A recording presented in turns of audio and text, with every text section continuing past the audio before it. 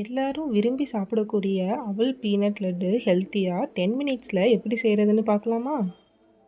இதுக்கு stove on பண்ணிவிட்டு ஒரு கடாயை நல்லா ஹீட் பண்ணிக்கோங்க.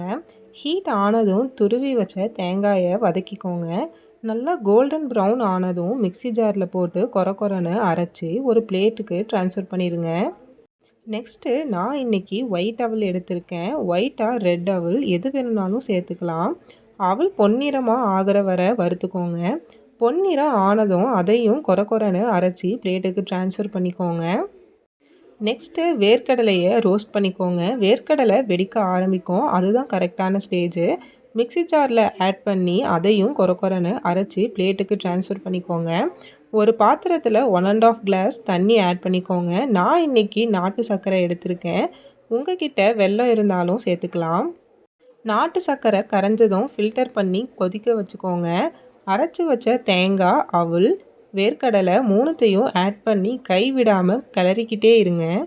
ஒரு பிஞ்ச் கல்லுப்பு, தட்டி வச்ச ஏலக்காய் போட்டு ஒரு கிளறிக்கோங்க. கெட்டியாக ஆனதும் நெய் ஊற்றி கிளறி விட்டுக்கோங்க. நல்லா திரண்டி வரப்போ ஸ்டவ் ஆஃப் பண்ணிக்கோங்க.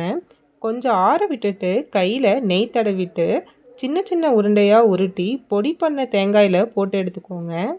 பீனட் வச்சு சர்வ் பண்ணுங்கள். சின்னவங்களில் இருந்து பெரியவங்க வரைக்கும் எல்லாரும் சாப்பிடலாம். நீங்களும் ட்ரை பண்ணி பார்த்துட்டு எப்படி இருந்துச்சுன்னு கமெண்ட்டில் சொல்லுங்கள். இந்த மாதிரி வீடியோஸ் பார்க்க நம்ம சேனலை சப்ஸ்கிரைப் பண்ணிக்கோங்க. இந்த வீடியோ உங்களுக்கு பிடிச்சிருந்துச்சுன்னா லைக் பண்ணிக்கோங்க. Tata bye bye, see you all in the next video.